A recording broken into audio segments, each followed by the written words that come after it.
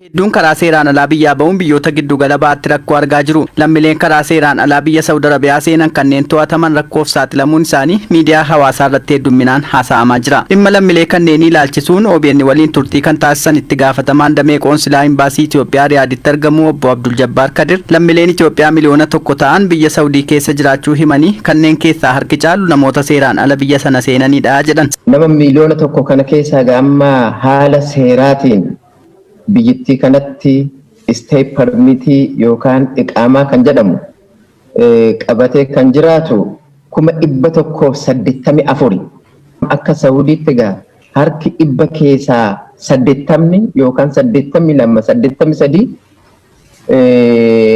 eenyummaan isaanii kan hin beekamne paaspoortii kan hin qabne baay'een isaanii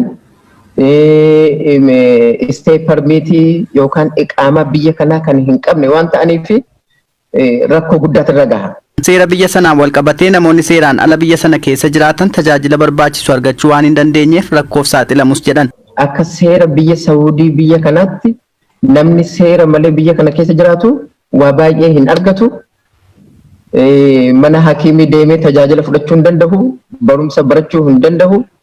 Hojjaa hojjechuu hin danda'u nama seeraa waan hin taaneef tiraanspoortii dhimmatti bahuu hin danda'u yoo haala kanarratti bakkee akka kanarratti hundarratti yoo argame mootummaan poolisoonni qabanii mana hidhaa yookaan immoo deportation center gashu. Kanaaf kun karaa kanadha. Namoonni kunneen yeroo qabaman seera biyya sanaatiin gaafatamu kan jedhan obbo Abdul Jabbaar mootummaa biyya sanaa wajjin walii galuun lammiilee hedduu gara biyyaatti deebisaa turuus himanii sababa COVID-19 haalli mijachuu dhabuu himan. Namni kun akka biyyattii kanaatti akka sirna biyya kanaatti biyya isaaniitti deebi'anii galuufi mana hidhaa seenanii murteen irratti fudhatamee han kafaluu qabani qixaatii sana kaffalanii deemuu qabu.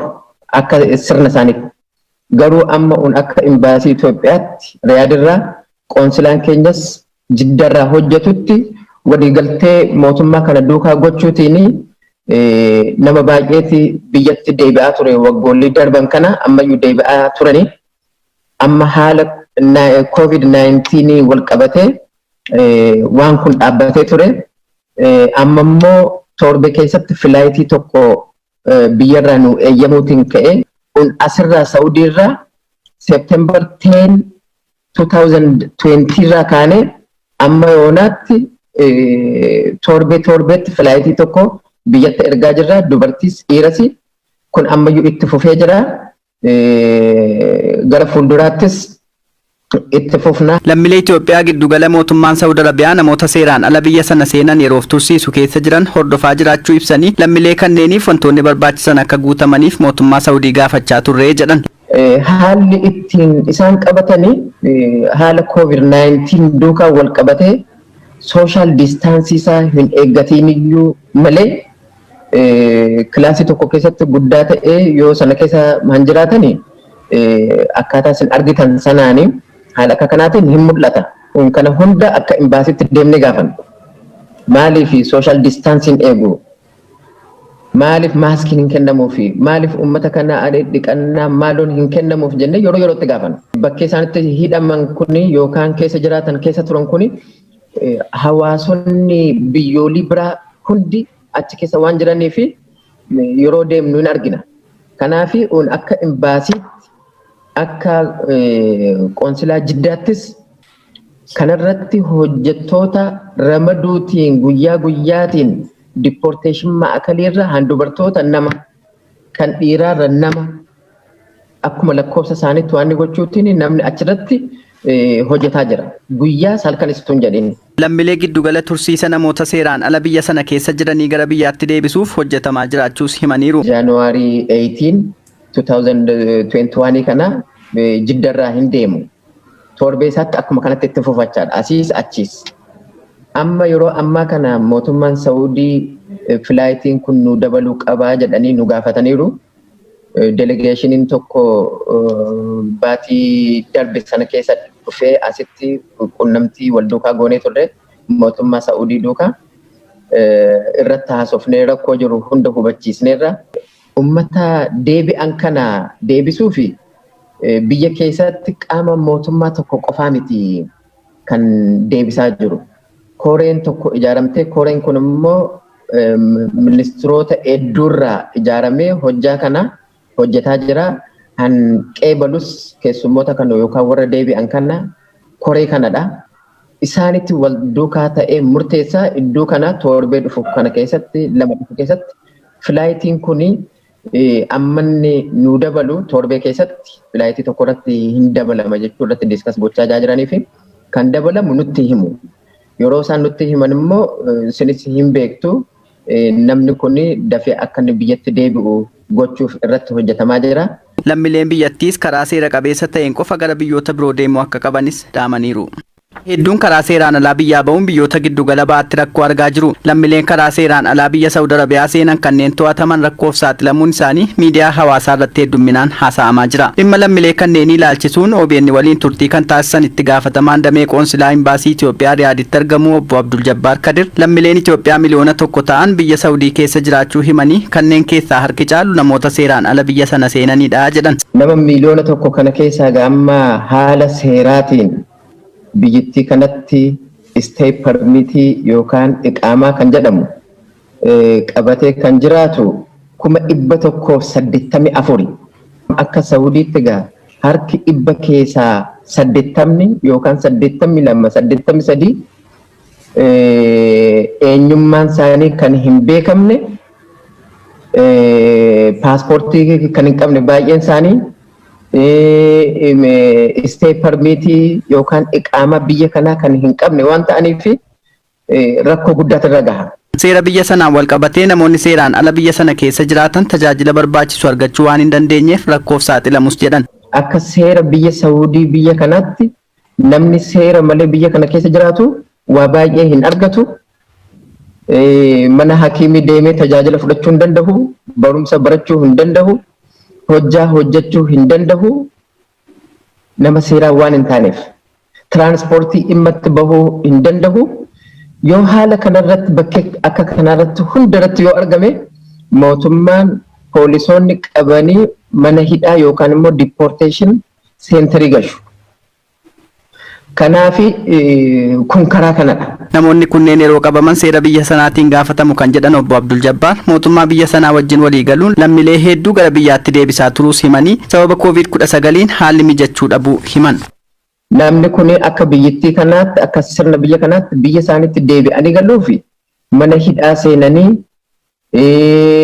murteen irratti fudhatamee han kafaluu qabani qixaatii sana kaffalanii deemuu qabu. Akka sirna isaaniitti garuu amma akka imbaasii Itoophiyaatti Riyaadirraa qoonsilaan keenyas Jiddarraa hojjetutti waliigaltee mootummaa kana duukaa gochuutiin nama baay'eeti biyyatti deebi'aa ture waggoollee darban kana ammayyuu deebi'aa turanii amma haala COVID-19 wal qabatee waan kun dhaabbatee ture amma immoo torbe keessatti filaayitii tokko biyyarraa nu eeyyamuutiin ka'e kun asirraa Saudiirraa September 10 2020 irraa kaanee amma yoonaatti torbeetti filaayitii tokko biyyatti ergaa jirra dubartiis dhiiras kun ammayyuu itti fufee jira gara fuulduraattis itti fufna. Lammiilee Itoophiyaa giddugala mootummaan Saudi Arabiyaa namoota seeraan ala biyya sana seenan yeroof tursiisu keessa jiran hordofaa jiraachuu ibsanii lammiilee kanneeniif wantoonni barbaachisan akka guutamaniif mootummaa Saudii gaafachaa turree jedhan. Haalli ittiin isaan qabatanii haala COVID-19 duukaa wal qabatee social distaansii isaa hin eeggatiin iyyuu malee kilaasii tokko keessatti guddaa ta'ee yoo sana keessa man jiraatanii akkaataa isin argitan sanaanii haala akka kanaatiin hin mul'ata. Kana hunda akka imbaasiitti deemnee gaafanna. Maaliif social distancing eegu? Maaliif maaskiin hin kennamuufi? Maaliif uummata kana dhiqannaa maaloon hin kennamuuf jennee yeroo yerootti gaafanna. Bakkee isaanitti hidhaman kuni yookaan keessa jiraatan keessa turan kuni hawaasonni biyyoolii biraa hundi achi keessa waan jiranii fi yeroo deemnu hin argina. Kanaaf akka imbaasiitti akka qoonsilaa Jiddaattis Kanarratti hojjettoota ramaduutiin guyyaa guyyaatiin deportation ma'akaliirra handubartoota nama kan dhiiraarra nama akkuma lakkoofsa isaaniitti waan gochuutiin namni achirratti hojjetaa jira. Guyyaa salkanisuun jedhini. Lammiilee giddugala tursiisa namoota seeraan ala biyya sana keessa jiranii gara biyyaatti deebisuuf hojjetamaa jiraachuus himaniiru. January 18, 2021 kana jiddarraa hin deemu. Torbee isaatti akkuma kanatti itti fufachaadha. Asiis achiis. Amma yeroo ammaa kana mootummaan Saawudii filaayitiin kun nu dabaluu qabaa jedhanii nu gaafataniiru. Delegeeshiniin tokko baatii darbe sana keessa dhufee asitti qunnamtii wal duukaa goonee turre mootummaa Saawudii duukaa irratti haasofnee rakkoo jiru hunda hubachiisneerra.